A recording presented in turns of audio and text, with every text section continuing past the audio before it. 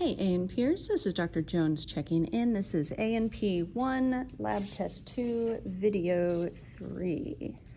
And we are on the skull, and we are still in page 16, and we are starting with the temporal bone. Okay. So I don't have my lab manual with me, so I don't remember what color the temporal bone is in the color version, but here is your temporal bone. The superior portion is the squamous suture, where it joins with the parietal bone. This temporal bone, this one right here is actually going to be the ethmoid. Actually, no, that's sphenoid, but we'll get to that when we do the face portion. But we do need to talk about the zygomatic arch. So you see this right here? This whole thing is the zygomatic arch. You see that line right there? That's a suture. So that suture, we're not learning the name of the suture, but it does show where the temporal bone ends. And then this bone, which is your cheekbone, is the zygomatic bone. And so the zygomatic bone and the temporal bone together make up the zygomatic arch. So you have a muscle that lives right here called the temporalis, and it goes under the zygomatic arch and attaches to this shark's tooth, which we'll learn is the coronoid process, on the mandible, which is the jaw. And so when this muscle contracts, it makes you chomp. So this muscle goes through here, and then when a muscle contracts, it gets shorter, so the muscle contracts and you chomp. Oh, and then you fall off. That was awesome. Okay, so I'm going to show you the difference. Oh, I don't have my tape with me. All right, we'll do this without the tape. Okay, so if the picture has a bracket that goes from here to here and says name the entire structure, and it clearly includes parts of two different bones, both the temporal bone and the zygomatic bone, then you say that is the zygomatic arch, or you write down zygomatic arch, or you type in zygomatic arch and spell it correctly because spelling matters. But what if it's pointing to just this part? I'm going to put a purple pipe cleaner on it. So what if it says, what is the structure with the purple pipe cleaner on it? So I'm not asking the entire zygomatic arch here. I'm just asking for this part of the temporal bone. Now the temporal bone has lots of different parts. It has this squamous part, which is flat next to the squamous suture. It has the mastoid process, the stylus process. It's got all kinds of stuff going on here. But this, process. We haven't had the word process yet. A process is a part that sticks out, or what I like to call a sticky outy part, because I'm like that. And you signed up for my class, so there you go, you're stuck with me. Ha ha ha. I'm teasing. But really. It's one of my husband's jokes. He'll say something and he's like, I'm teasing. But really, I'm joking. But seriously. Okay. So this process, this part that's sticking out, literally sticking out, is part of the temporal bone, but it's not called the temporal bone because we've got so many other sticking outy parties here that if we called them all, they're all on the temporal bone. Temporal process, temporal process, temporal process. That doesn't make any sense. So we're not going to call these temporal processes. But this one is touching the zygomatic bone. So this is where it gets tricky. This part, with starting at this line and going till it's from here to here, this is the zygomatic process of the temporal bone. On the lab test, if it says name this specific structure, then you just need the words zygomatic process. You don't need the of the temporal bone. I only include that so that you know for sure exactly what I'm talking about. So now this part with the yellow pipe cleaner that's in front of this line, you can see is clearly part of the zygomatic bone. This is the zygomatic bone. And it's the part of the zygomatic bone touching the temporal bone. So this bit right here, I put my fingers on it, this bit right here is the temporal process of the zygomatic bone. So the zygomatic process of the temporal bone and the temporal process of the zygomatic bone together make the zygomatic arch. So let me draw you a quick picture of that. So we have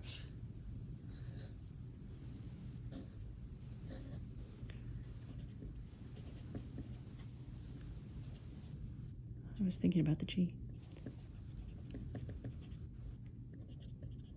The zygomatic bone. But this bit of it is the temporal process. Okay. And then on the other side of the suture,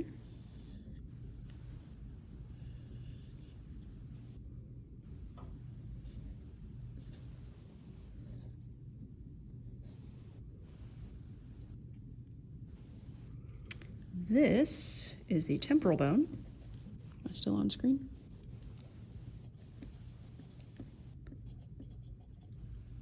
And the specific part of it is the zygomatic process.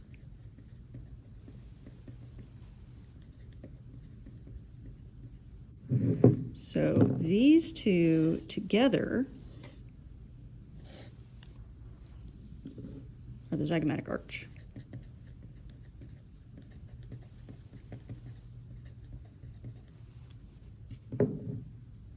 Okay. So again, name the entire bit. No, that's the zygomatic arch. Name the specific structure with the yellow pipe cleaner on it. Temporal process. Name the specific structure with purple pipe cleaner on it. Zygomatic process. The entire thing, zygomatic arch. Excellent. Should we keep going? Yeah, let's keep going. Okay, so then this indent right here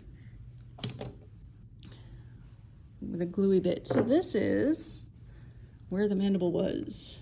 Not where the wild things are, but where the mandible was. So this is, the mandible is the jaw, and this is the mandibular fossa. Oh, we haven't had the word fossa yet. Ooh, we get a new word. I collect words, so I was excited about a new word. I'm excited about new words for y'all, even though it's not a new word for me. So a fossa is an indentation.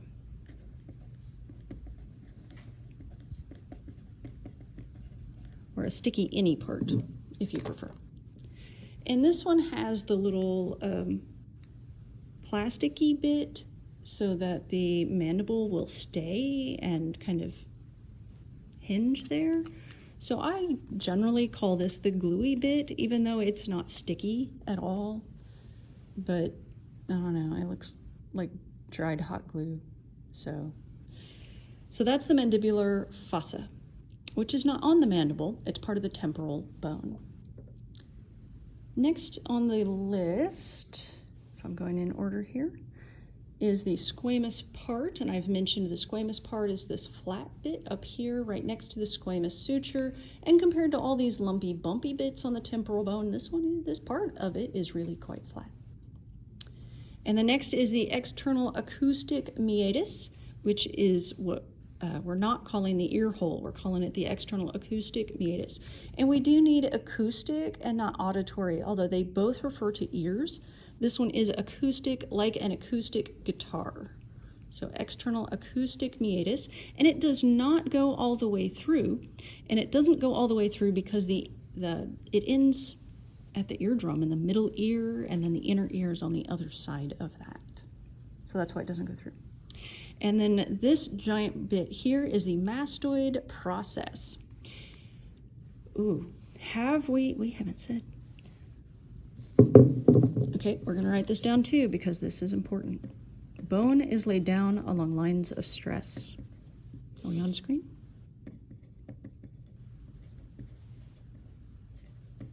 We're gonna need this for lecture and lab.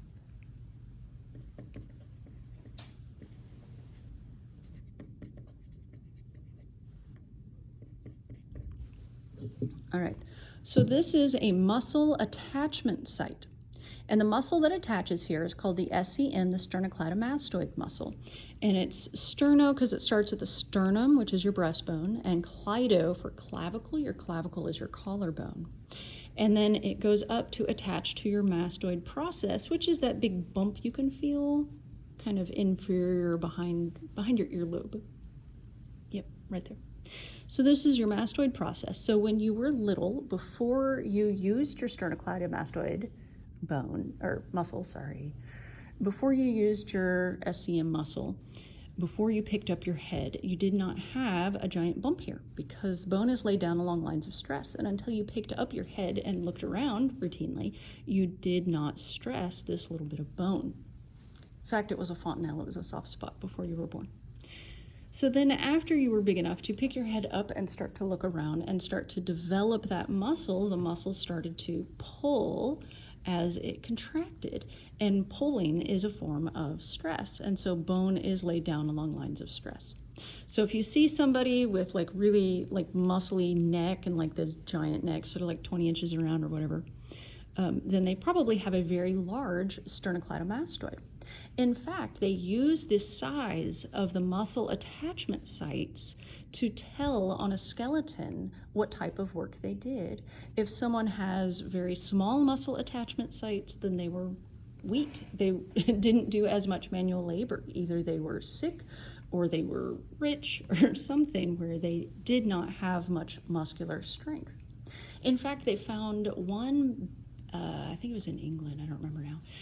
They found a burial site where everyone had really large muscle attachment sites in the upper body, but not so much in the lower body. So they were doing strong and heavy things with their arms, but not with their legs.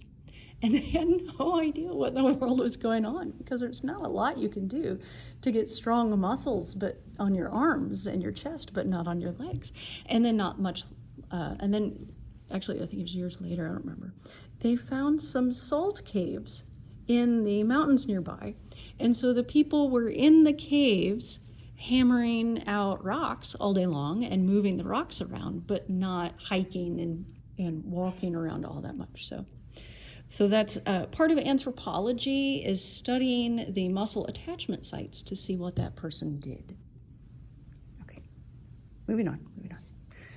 Okay, so that was the mastoid process. Okay, next is the styloid process. This is also a muscle attachment site, but you can see by how much smaller it is that it's a much smaller muscle. And this is one, what attaches here is some of the muscles that help you swallow. So that's why it's a smaller attachment, a smaller process. And a styloid, it'd be like a stylus that you write with on your, like your Apple Pen is a stylus. Okay, and it's a thin, pointy part. The petrous part is going to be inside. So this is also temporal bone here. You can see the inside. And then this wedge right here, and it looks like a mountain range to me, is the petrous part. And petra means rock. Like petrified wood is wood that has become rock, or like Peter, you are my rock. That's Peter from Petra. Okay, so the petrous part is this mountain range, this rocky bit right here on the inside. And on the posterior aspect of the petrous part, right here, that doesn't go through, is the internal acoustic meatus. Now we already had the external acoustic meatus, and it was the ear hole that didn't go through. The internal acoustic meatus is where the nerve will come from the inner ear where you hear is inside the petrous part. And that nerve comes out the internal acoustic meatus and goes to the brain. So that's why this doesn't go through, is because it comes from the inner ear, the cochlea and all that, inside that petrous part. So the internal and external acoustic meatus are the two holes on the bone that don't go through. The internal acoustic meatus is inside, the external acoustic meatus is outside. And don't actually poke people in the ear like that. You break their eardrums. There's a plastic skull. I can do it. Don't you do it though. Okay. All right. So next we have two more on this page. we have the jugular foramen, and the jugular foramen is quite large, and that's where your jugular goes. And then here on the anterior aspect of the petrous part is the carotid canal. So we've got carotid canal in yellow and then jugular foramen in purple. And we do in fact have bilateral symmetry. So if you'd like to see both of them at the same time, I don't normally do it like this, but enough of my students do that I feel like it makes you happy to see them. Oops, back on screen, I apologize. Okay, so there we have the jugular foramina, which is the plural, and then the carotid canals. Now I'm gonna flip it, and then you can see how they kind of cross each other. So the carotids are the arteries that go into the skull, and the jugulars are the veins that come out of the skull. And you can see here that they kind of cross. They go at completely different angles. I always test these from the inside of the skull. So if you only have time to learn either the inside or the outside of the skull, I would do this superior view, the internal view. The exterior view, the inferior view is nice also, but I test from this way when I can. Okay, and let me check top of page 17. Nope, that's the end of the temporal bone. So this has been, make sure you get these terms. Okay, you can pause those and get all those if you don't have them already. All right, so this has been A&P 1, Lab Test 2, Video 3. Yeah, and we got the whole temporal bone done, and it took less than 20 minutes. Yay. Okay, so that finishes page 16. We will start with page 17 in our next video. Thank you, as always, for tuning in. It's good to virtually see you here. The education must go on. Dr. J out.